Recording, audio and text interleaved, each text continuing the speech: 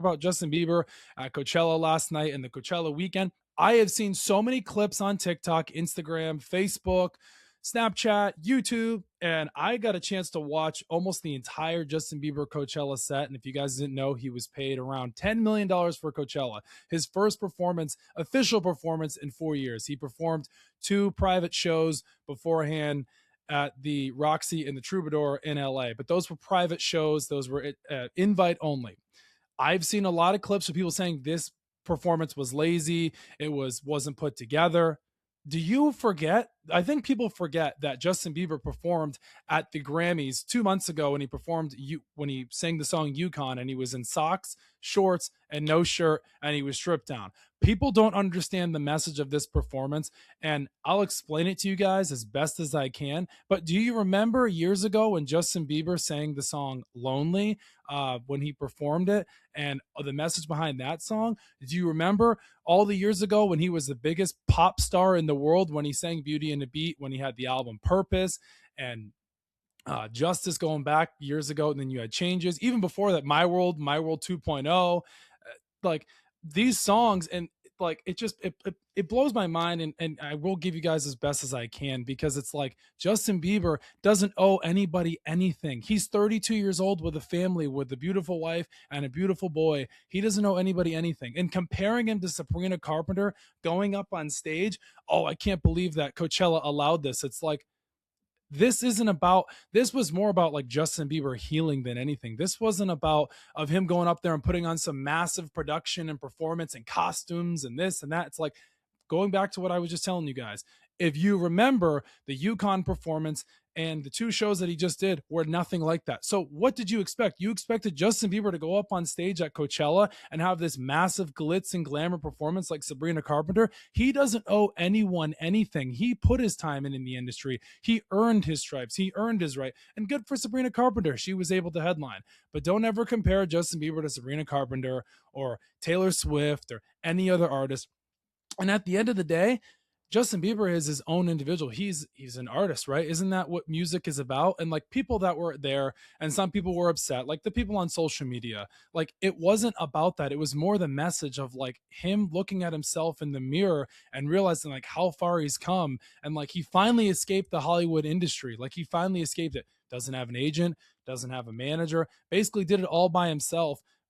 Had to sell his catalog in 2022 from all the stuff that he went through, you can say financially stuff, whatever. And then fast forward to last year in the summer, when the media and everybody in the world other than his fans deemed him as he's crazy, he's nuts, I can't believe he's talking to the paparazzi like that, he needs help.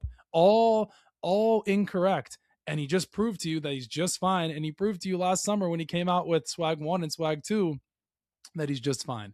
But listen, I love the message of the performance that he was up there for. It was raw, it was authentic, it was him. He didn't owe anybody anything.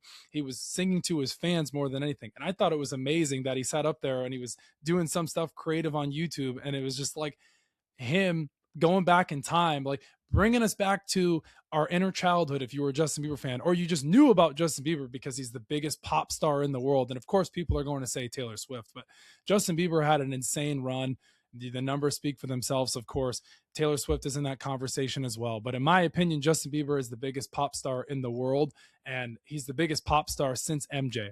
Taylor Swift, of course, Beyonce. But male-wise, if you want to go, Ed Sheeran's not bigger. Harry Styles isn't. The Weeknd, Bruno Mars, JT. Nobody holds a candlestick to Justin Bieber. And if he would have kept going, and if he didn't have his 4-year hiatus, this wouldn't even be a conversation. But he had to take a break because of health issues. He had the Ramsey Hunt syndrome in 2022.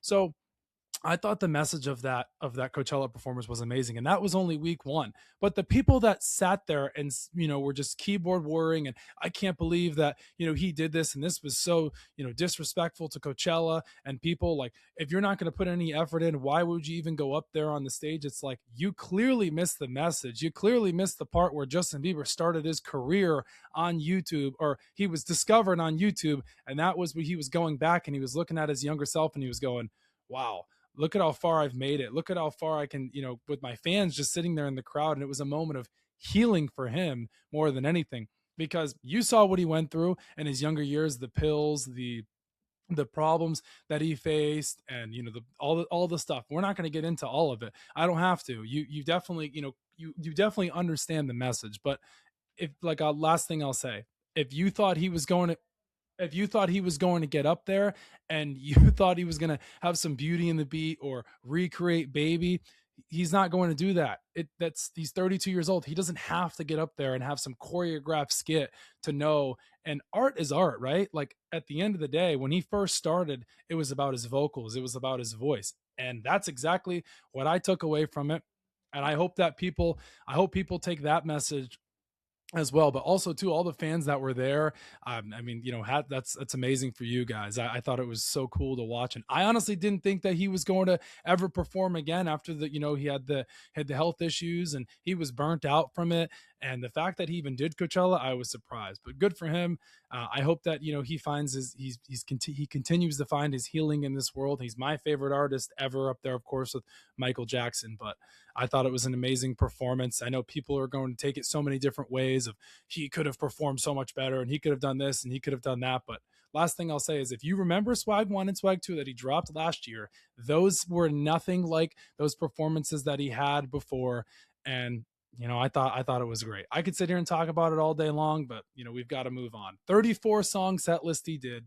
Of course, people are calling it sleepy and lazy. He just walked up there with shorts and a hoodie and a microphone and didn't have anything. It's like you completely missed the message. So, but yeah, I mean, you can say that Justin Bieber was the biggest pop star since Michael Jackson. I think he is. Now, of course, people are going to have their opinions about that.